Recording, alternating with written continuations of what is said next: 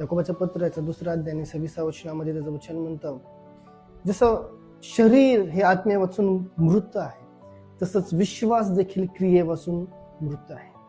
मी देवावर विश्वास ठेवतो ही गोष्ट तर खरी आहे, पण खऱ्या अर्थाने काय मी तो विश्वास माझा जिवंत आहे.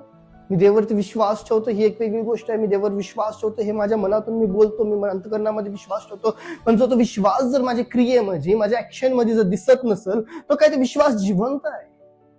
बऱ्याच वेळा असं होतं की विश्वास हा दिसत नाहीये, लिटरली हा दिसत नाही, पण विश्वास हा क्रियेमधून लोकांना दिसू लागतो. जर मी प्रार्थना करतो, मी विश्वास ठेवतो की देवा हे असं कर तसं कर, मी प्रार्थना करतो आणि पण मी त्या विश्वासाने केलेल्या प्रार्थनेनुसार मी त्याच्यानुसार ऍक्शन घेत नाही, त्याच्या विपरीत दिशेने ऍक्शन घेतो, तर त्या गोष्टींचं प्रतिफळ माझ्या जीवनामध्ये दिसत नाही.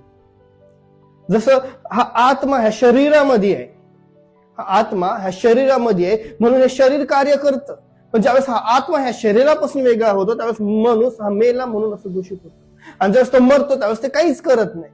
त्याच पद्धतीने जर मी देवावरती विश्वास ठेवतो आणि माझी ऍक्शन त्या विश्वासाला धरून त्याला क्रियेनुसार असेल, त्या ऍक्शन माझी ऍक्शन हे विश्वासानुसार असेल, तर गोष्टी ह्या पवित्र आत्म्याद्वारे बदलतात.